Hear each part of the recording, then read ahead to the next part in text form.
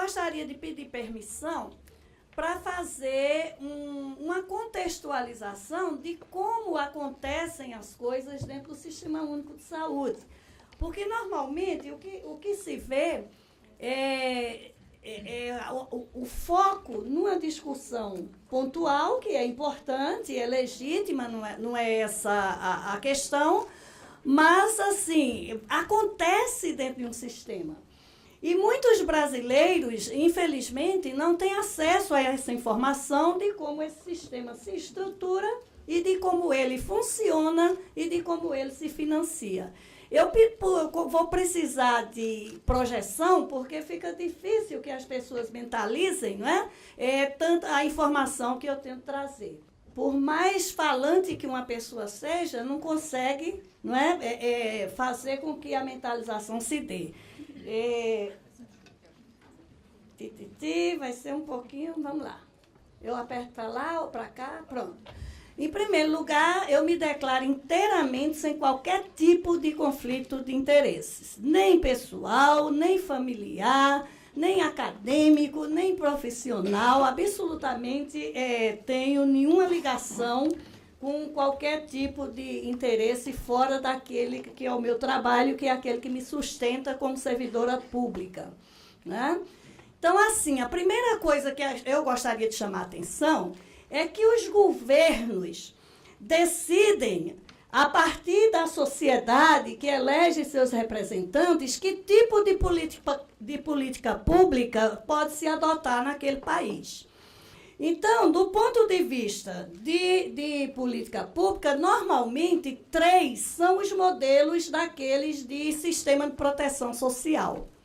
No Brasil, nós já passamos pelos 3, e eu, inclusive, vivi os 3. Né? O primeiro é aquele de assistência social ou residual, em que o atendimento é determinado pelo poder aquisitivo das pessoas. Né? Cabendo ao Estado dar o mínimo que se pode dar àqueles que não têm acesso ou não têm condições de fazer, não têm poder aquisitivo para isso. Nós vivemos isso no tempo do Getúlio Vargas, né? Com os famosos institutos de pensões e aposentadorias que tinham o seu respectivo sistema de saúde.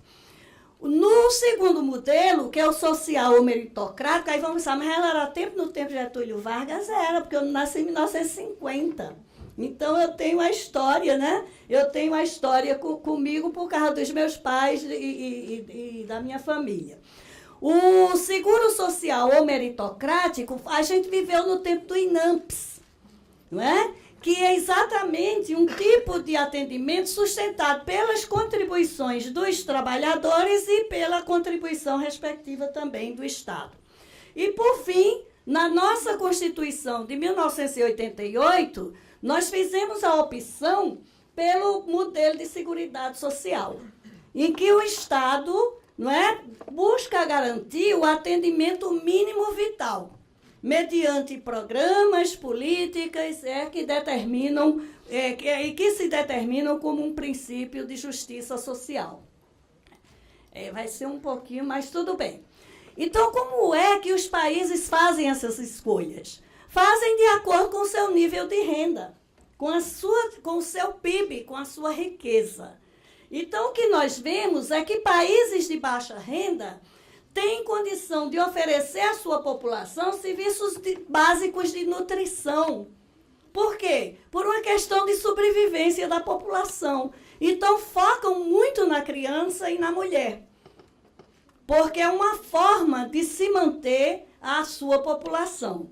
À medida que um país evolui na sua renda e passa a ser um país de renda média, eles continuam focalizando no materno-infantil, porque é uma forma de garantir a sobrevivência, né? Mas também avançam para a prevenção e melhores instituições de prestação de serviços de saúde. E, por fim, existem aqueles países de renda alta que oferecem, sem dúvidas, mais e melhores serviços. Mas, ao mesmo tempo, eles passam a ter uma necessidade de focalizar o gasto para acentuar a prevenção. Por quê? porque começa a ter muito foco na atenção terciária ou quaternária da alta tecnologia, da doença crônica, da doença incurável, não é? E que o impacto para a população e para o país maior seria no âmbito da prevenção. Obviamente, estamos tratando aqui de uma doença que, apesar de crônica, ou de várias doenças, né, que, apesar de crônicas, não admitem propriamente a possibilidade da prevenção. Então, como é que nós, no Brasil, articulamos o SUS a partir da Constituição de 1988? De forma a não se conseguir o sistema realmente único. O sistema de saúde brasileiro, tecnicamente ou teoricamente, teria de ser único, mas ele não é. Por quê? Porque nós temos o SUS com a obrigação de atuar em todos os níveis da atenção, desde a atenção primária, né, da prevenção de doenças, da promoção da saúde, do controle de hipertensão, da vacinação, de tudo o que ocorre, da vigilância sanitária também, até o nível terciário, quaternário, com atendimento de alta complexidade. Né? Mas acontece que existe no Brasil a chamada saúde suplementar, que é facultada também. E aí nós temos não é um sistema, são prestadores isolados de planos e seguros de saúde ou de sistema de autogestão, que tem uma característica, atua mais nos níveis secundário, consultas e exames, e no nível terciário, mas principalmente de atos únicas. Então, por que é que hoje, por exemplo, a gente não discute doença rara com a Agência Nacional de Vigilância Sanitária aqui? Porque não vai competir a ela, vão alegar que não compete a ela, não é? Porque não é um sistema, não existe sistema de saúde suplementar, não é? E nós ainda temos, compondo esse bojo de prestação de ações civis de saúde, uma parte estatal no país. Nós ainda temos sistemas estatais, como, por exemplo, de servidores do Estado. Não é? Nós temos no Maranhão, ainda temos, se não me engano, no Paraná, temos em São Paulo, mas muito focado em hospital. Né? E, para terminar, ainda há os ministérios militares, cada um com seu sistema também. De maneira que, como o SUS é universal, é para todos os brasileiros, simplesmente, como diz Augusto dos Anjos, né? Eu sou paraibana e Augusto dos Anjos era, existe um contubérnio do verme com a bactéria muito estreito. Né? Por quê? Porque, na verdade, esses outros sistemas, tirando os ministérios militares, em vez de complementarem o SUS, eles são complementados pelo SUS. Né? Então, fica muito, às vezes, até difícil dizer qual é o alcance do SUS nesse sentido. E para que os senhores tenham ideia de como este sistema brasileiro, com tudo isso, é formado, em abril deste ano, nós tínhamos mais de 285.500 estabelecimentos de saúde formando todo o bojo do sistema de saúde, vamos chamar de brasileiro. E é interessante que quando nós vemos a distribuição desses estabelecimentos na área privada e na área pública, né, nós vamos ver que, seja público, seja privado ou não público, eles estão no SUS em 73%. Ou seja, eu vou explicar melhor este gráfico, vocês podem não estar enxergando bem. Aqui nós temos 78.200 e tantos são públicos, mas 207 são não públicos. Ou seja, a ideia de que o SUS é um sistema público de saúde não é uma ideia correta totalmente. Ele é um sistema de financiamento público, mas ele é composto majoritariamente por entidades não públicas. Né? Muitas vezes isso explica a dificuldade que nós temos de organizar uma rede de serviços, de organizar uma chamada linha de cuidados, né? De fazer com que haja um prestador de serviço interessado em se habilitar no SUS para aquilo. Porque o interesse deles, a maioria é não pública. Além do mais, na saúde suplementar, o que nós vemos também é que a maior parte da população brasileira, e a partir de 2014, com a crise econômica que, infelizmente, nosso país está passando, o que nós vemos é uma cobertura dessa parte não pública da saúde suplementar bastante reduzida em todo o país. E isso faz com que o SUS se obrigue a fazer o financiamento daquilo que é coberto a todos os brasileiros. Por exemplo, vacinação, né? Nosso programa de vacinação, a vigilância sanitária, a terapia renal substitutiva, o cuidado com a qualidade do sangue, a distribuição de sangue, quer dizer, coisas que importam.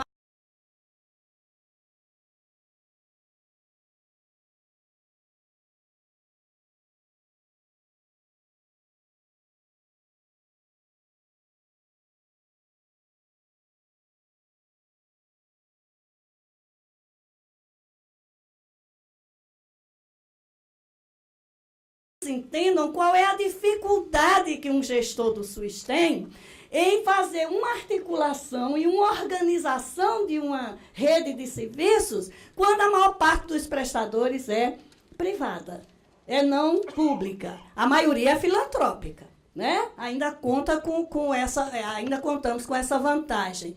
É por isso que quando nós falamos de doenças raras, o que mais aparece são os hospitais universitários federais. Não é? Por que os melhores serviços sempre estiveram nos hospitais públicos federais? Não é isso? Então, o que nós temos em resumo é isso. Nós temos um SUS que, do ponto de vista da alta complexidade, não é? Da parte hospitalar, cobre 80% da população, mas que, na minoria, é formada por estabelecimento público, de natureza pública. Realmente, gente, é um desafio, foi uma ousadia muito grande o que o país fez nisso. E quando nós analisamos a prestação de serviços de todos esses estabelecimentos, nós vemos a dicotomia ou o interesse muito focalizado no tipo do serviço. Na atenção primária, muito pouco não público participa, não é? No secundário, que são a urgência, que são parto, que são consultas, que são exames. O não público já começa a ter um percentual razoável e, por fim, no terciário, a maioria de não público. Estes 25%, mais ou menos, que representam a parte pública, são os grandes hospitais das universidades federais e de universidades estaduais, né? Eu peço muita desculpa se vocês não estão entendendo aonde eu quero chegar, mas vocês verão como eu vou chegar, como as doenças raras se incluem nesse sistema, né? E principalmente para entenderem a dificuldade, porque é que é tão difícil. Ninguém pode obrigar um hospital a prestar um serviço que ele não pode prestar, ou ele não quer prestar, né? E isso fica pior ainda quando essa entidade é não pública, que é a maioria do Sistema Único de Saúde. E só para vocês terem uma ideia dessa distorção dentro do sistema, é de tal maneira, observem, que quando nós vemos a produção, ou seja, o número de procedimentos acontecidos dentro do SUS, vemos que 87% dela, ou mais, ocorrem nas instituições públicas. No entanto, em termos do faturamento, ela fica com menos de 45% desse faturamento. Entende? Quer dizer, tem uma cobertura populacional maior, mas, em contrapartida, do ponto de vista da divisão dos recursos, fica com menos da metade. Então, é muito interessante. E, por fim, na questão do sistema, eu lembro que no Brasil também tem algo muito equivocado, que é a ideia de que se não está na tabela, o SUS não paga. Não é isso também? Tem de botar na tabela, tem de botar na tabela. A tabela é, para nós, principalmente um sistema que visa a informação. Claro, como o dinheiro é um pouquinho forte, né? Se a gente não alinhasse a recursos, certamente essa informação seria inteiramente inconfiável. E olhe que nos hospitais públicos ela é menos confiável do que nos hospitais não públicos. Né? Porque o público vive de orçamento, os recursos humanos são servidores públicos, então a gestão é pouco mais desleixada. A gestão no setor não público realmente é muito mais firme, né? e contínua do que no não público. Embora muitos bons hospitais federais, né, tenham uma gestão invejável, como é o caso de grandes hospitais federais universitários. Mas tudo isso, gente, que vocês veem aqui, são fontes de financiamento do SUS. Em termos de 40% de todo o gasto com o serviço de saúde são de recursos humanos. Então, por que é que os hospitais universitários conseguem fazer o que fazem? Porque o custo dele reduz muito, porque os recursos humanos deles são do Tesouro. Então, não entra na planilha de custos daquele hospital. Né? O custo dele se torna maior porque ele oferece muito mais serviços e muito mais serviços de alta complexidade. Nós temos como a maioria da composição do SUS é de instituições não públicas e principalmente filantrópicas, nós vemos que a filantropia é uma grande fonte de financiamento do SUS. É uma isenção fiscal muito, muito grande. E além da filantropia isentando de imposto, ainda nós isentamos imposto de renda de quem paga plano e seguro de saúde. Nós, quando eu digo, a sociedade brasileira, né? E além do mais, como eles são a maioria não pública, eles prestam serviços ao SUS e à saúde suplementar. Correto? Então, como é que eles adquirem equipamentos de grande porte e de alta complexidade? Com financiamento público. E eles passam a vender serviço daquele equipamento que ganharam, tanto para o SUS, porque eles vão receber por tabela, pelo serviço prestado, como também da saúde suplementar. Ou seja, o preço de depreciação de equipamento também não fazer parte do custo hospitalar. Né? Bem, eu acredito que com isso eu tenha conseguido visualmente, pelo menos com dados, dar uma ideia de como esse sistema funciona e porque muitas vezes a queixa do usuário de ser tão difícil acontecer.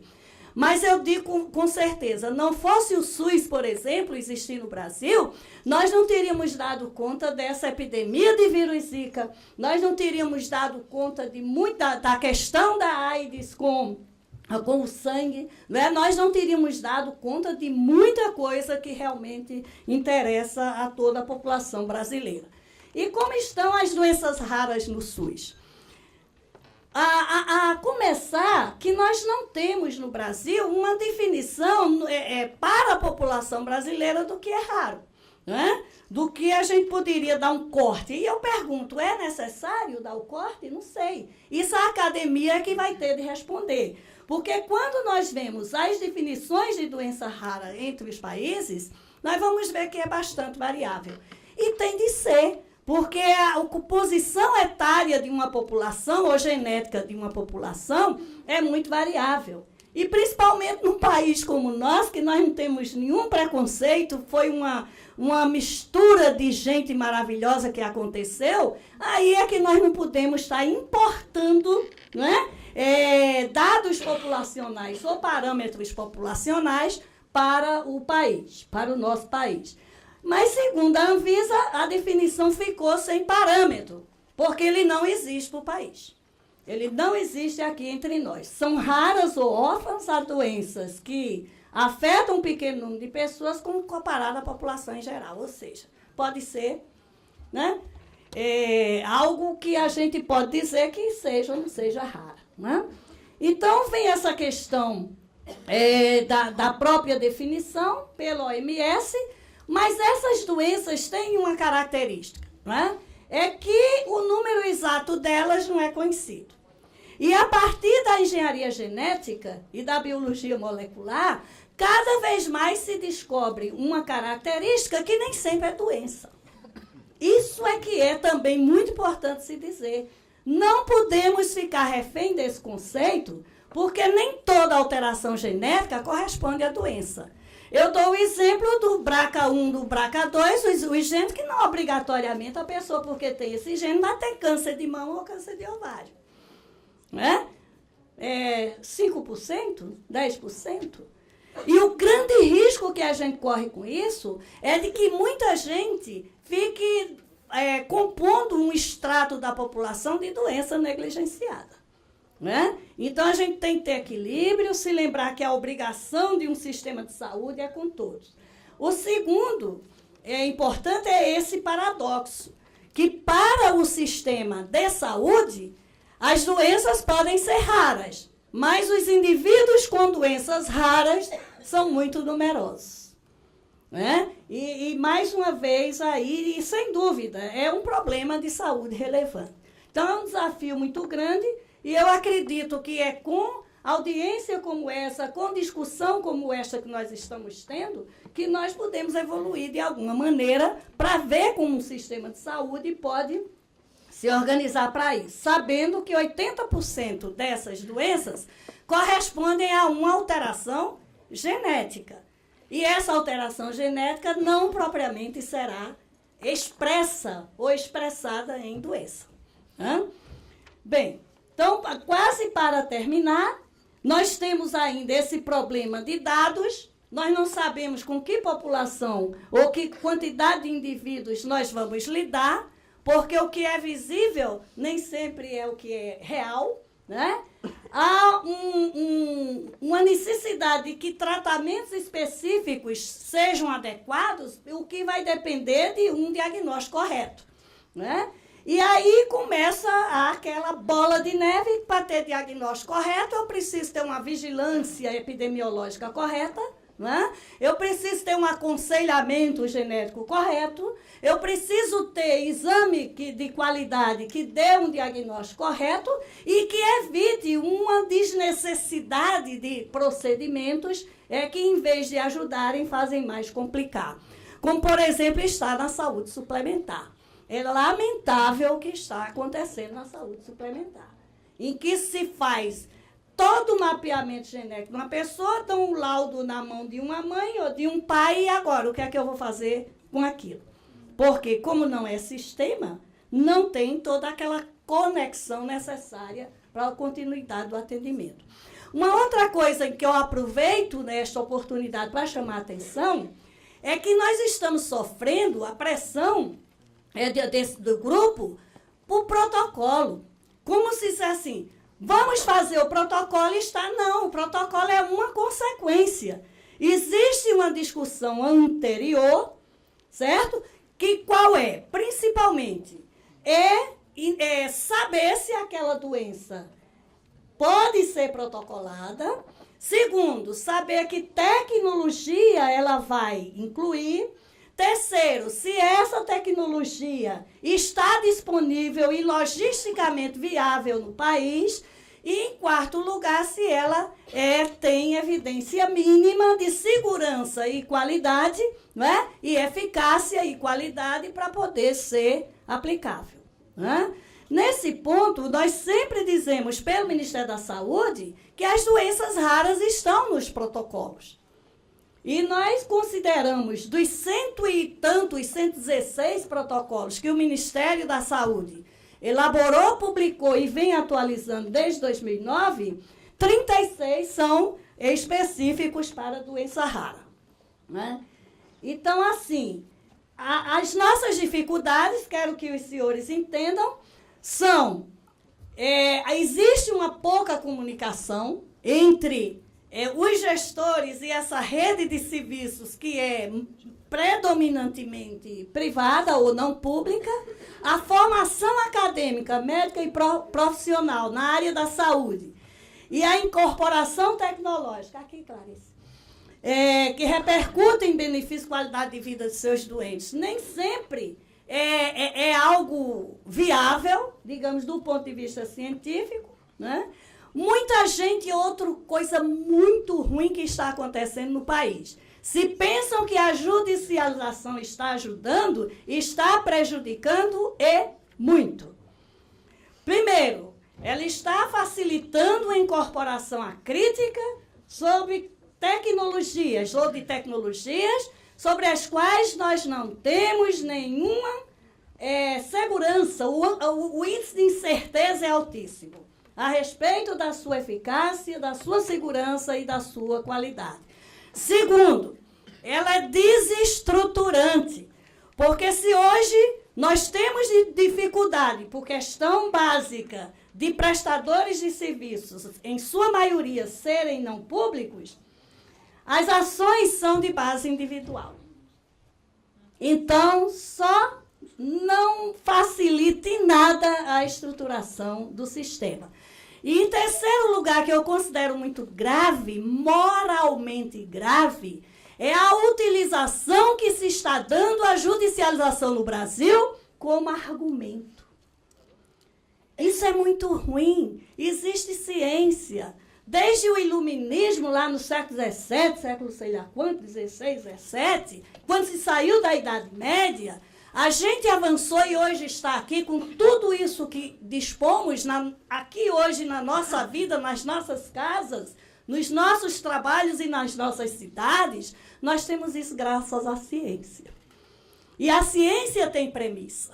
Não é? Então, não pode a judicialização ser tomada como argumento, como está sendo. Está sendo tomada como argumento. Vamos fazer para evitar a judicialização. Não vai evitar. Não é a judicialização que vai dar caminho ao fim da judicialização. Né? E assim nós temos um problema que não é só na área de doença rara, em tudo. Existia uma baixa de qualidade a partir de determinado tempo no Brasil, em que está havendo uma desqualificação do conhecimento no Brasil e das pessoas também. Então, as pessoas estão com menos conhecimento, com menos qualificação, não é? A formação do médico está realmente cada vez mais deficitária. Além de continuar centrada no médico, tem um defeito. É centrada no médico para a especialização. Então, isso, para nós, é um problema seríssimo para atendimento populacional. Né?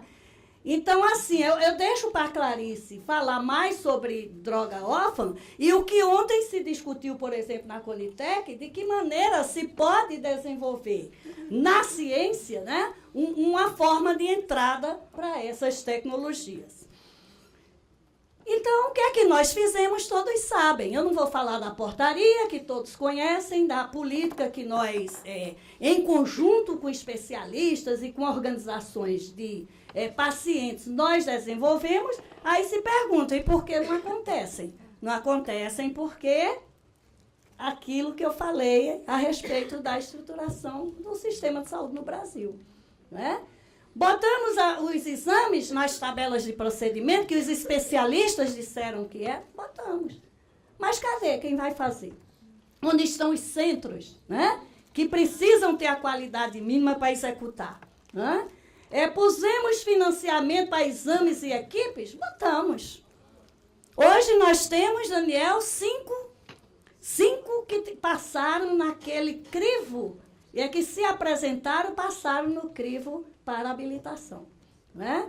Então, fazer a parte, vamos dizer, normativa foi fácil, porque essa era a nossa governabilidade.